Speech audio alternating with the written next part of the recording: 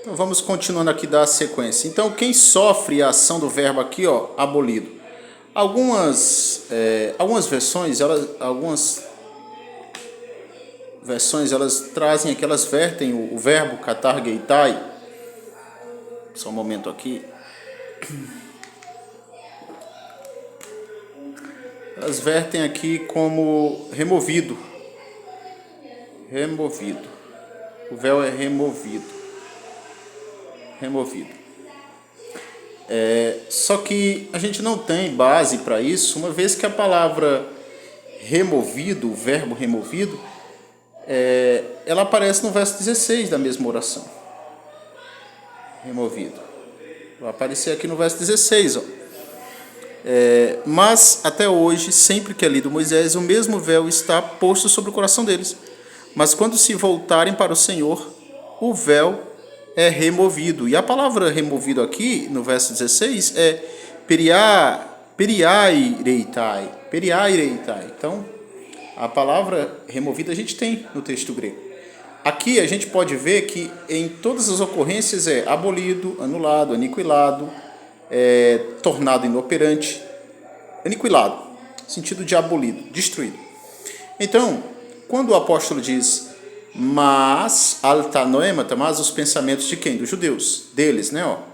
Foram endurecidos, pois até o dia de hoje, o mesmo, então, esse pronome demonstrativo, ele vai estar apontando para, este pronome está apontando para uma ação, aonde o elemento do véu, que é um elemento figurado no contexto, ele se aplicava. Então vamos olhar aqui em que ocasião o elemento do véu se aplica. A gente lendo o versículo 6 e 7 do texto, a gente pode perceber o seguinte: olha o que Paulo vai dizer: o qual também nos capacitou como ministros de uma nova aliança, não da letra, mas do Espírito. Pois a letra mata, mas o Espírito vivifica. Olha que interessante, a letra mata. Ele está fazendo alusão à letra da lei, a letra do Velho Testamento. Aqui, ó. Palaias diafeques. Essa letra aqui, ó, que mata, a velha aliança. A letra mata, mas o Espírito vivifica. Verso 7. Mas se o ministério da morte, gravado com letras em pedra, se mostrou em glória, a ponto dos filhos de Israel não poderem fitar os olhos na face de Moisés por causa da glória do seu rosto, o qual era transitório, cartagúmenon, que vem de cartageu. Então esse verbo aqui, ele aparece também 3 vezes no mesmo contexto. Agora, o que nos chama a atenção é que os versos 6 e 7. Os versos 6 e 7, o verso 6 diz que Paulo, tratando aqui do contexto, ele vai falar que a letra mata, se referindo à letra, à velha aliança, mas é o Espírito que vivifica, o ministério da nova aliança, que é o ministério do Espírito Santo. E no verso 7 ele diz: mas se o ministério da morte, gravado com letras em pedra. Ele vai repetir de novo o verbo morte, se referindo agora que o ministério da morte, fanatu, gravado com letras em pedras, veio em glória. Qual parte da lei, eu pergunto, irmãos, foi gravado com letras em pedras? Os 10 mandamentos. Os 10 mandamentos. Aqui não vai ter espaço para escrever tudo. Os 10 mandamentos foi a lei escrita com o dedo de Deus em pedra, ou seja, o decálogo. Mesmo o decálogo está incluindo nessa oração aqui que sofre a ação do verbo cartageitai. Porque em todo o contexto, quando Paulo vai trazer a expressão cartagúmenon, essas 3 funções, locuções verbais, elas também aparecem, elas estão relacionadas dentro do contexto à lei, em todas as ocorrências. Ou seja, a glória de Moisés, quando ele levantava as tábuas da aliança, era transitória. Isso está no versículo 7. Aí no versículo 10 vai dizer: pois também não foi glorificado aquilo que foi glorificado neste, por causa do respeito e a superabundante glória, pois se o que era transitório foi para a glória, se referindo mais uma vez à lei, se o que era transitório, cartagumenon, que vem de katargeitai, que vem do verbo cartageu, aliás, a raiz primária do verbo. E no versículo 13, e não somos como Moisés que punha o véu sobre a face dele, para que os filhos de Israel não olhassem firmemente para o fim daquilo que era transitório.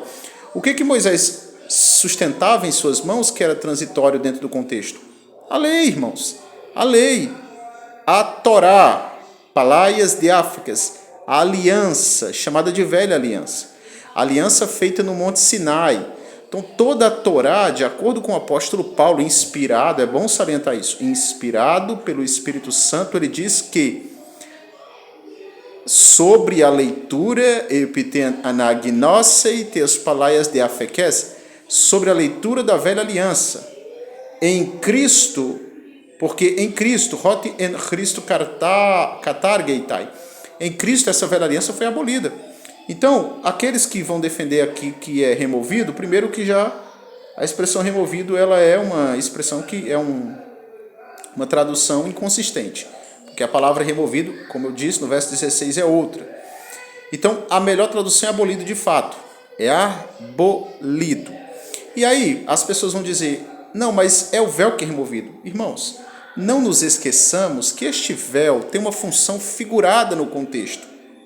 Quando então Paulo diz aqui, o mesmo véu, kalima, sobre a leitura da velha aliança permanece, aqui menei, não me enakaluptomenon, permanece não sendo tirado, porque, conjunção aqui nós temos uma conjunção explicativa, então ele vai explicar a oração anterior.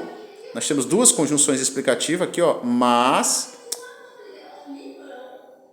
e hot, pois até o dia de hoje. Aí aqui quando ele diz hot, porque em Cristo é abolido. Então ele está se referindo aqui, essa conjunção explicativa, ela está explicando a oração anterior, que é sobre a velha aliança permanece porque não sendo removido. Por quê? Porque em Cristo é abolido. Por que permanece a leitura da velha aliança? Motivo do endurecimento, da confusão, do entorpecimento espiritual dos judeus. Por que permanece? Porque ela é abolida em Cristo. E uma vez que eles não aceitam Cristo, irmãos, eles permanecem ainda, escravos e subalternos à velha aliança, aos velhos preceitos, à lei de Moshe, entendeu? Eles permanecem endurecidos porque aqui, não foi retirado, permanece não sendo retirado. Por que permanece não sendo retirado a leitura do Velho Testamento? Porque eles estão presos ainda à lei de Moisés, porque não creram em Cristo, que nos resgatou debaixo da lei. Gálatas 4:4, vindo à plenitude dos tempos, né? Vindo à plenitude dos tempos, aquele que foi nascido sob a lei, para resgatar os que estavam debaixo da lei, a fim de que recebêssemos a adoção de filhos. Deus enviou seu filho, né, na plenitude dos tempos, nascido sob a lei, nascido de mulher, nascido sob a lei, para exagorazo, a palavra grega, resgatar, comprar os que estavam debaixo da lei, libertar os que estavam debaixo da lei. E esse discurso não é estranho para Paulo, uma vez que esse verbo aqui, katageitai, ele aparece também em Efésios 2,15, e o texto é muito claro. Permita-me citar aqui o texto de Efésios 2, verso 15, onde o mesmo verbo também é empregado, enfatizando que a lei de Moshe, todos os mais de 600 mandamentos que compõem a Torá, foi abolido. Teve sua utilidade até Cristo. Então, olha aqui, Efésios 2,15, aqui, e na carne dele, a lei dos mandamentos em decretos aboliu. E é o mesmo verbo, katargesas. Então, o Efésios 2,15, na carne dele, a lei dos mandamentos em decretos aboliu. Então, a lei dos mandamentos, ou seja, a Torá, a lei dos mandamentos, a Torá, né, a expressão hebraica que, obviamente, grega, que é nomon, mas o hebraico é a Torá dos mandamentos em decretos. Então, todos os decretos que compõem o corpo da Torá, ela foi, de acordo com Paulo, abolido. Abolido em quem? Na carne de Cristo, na carne dele.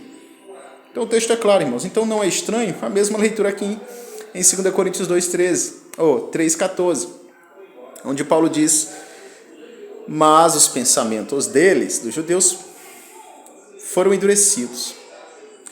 Pois, até o dia de hoje, até aquele momento que Paulo escreve, obviamente Paulo tinha muito embate com os judeus, né? Isso, os judaizantes que queriam retornar e influenciar os cristãos, ou aqueles que tinham vindo da corrente judaica, mas que estavam seguindo os preceitos do evangelho, havia muitos judaizantes que queriam influenciar essas pessoas a voltarem, a retrocederem à lei novamente, aos requisitos da lei, às prescrições da lei de Moshe. E Jesus, ele vai, e Paulo, ele vai o quê? Confrontar este público, confrontar tais discursos para que a igreja não seja confundida e não volte de novo à carne, não tente se justificar pela carne.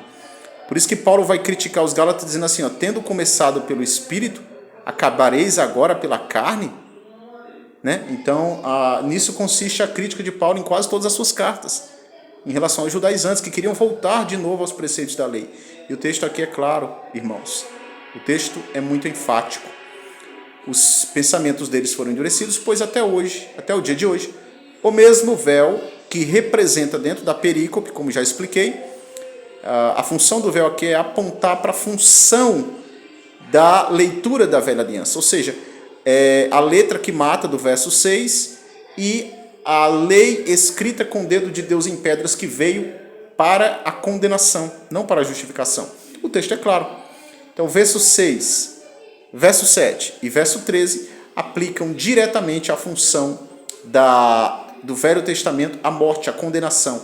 E o verbo, o kalima, né, o véu, ele tem essa função no texto figurado, representativo, de apontar e qualificar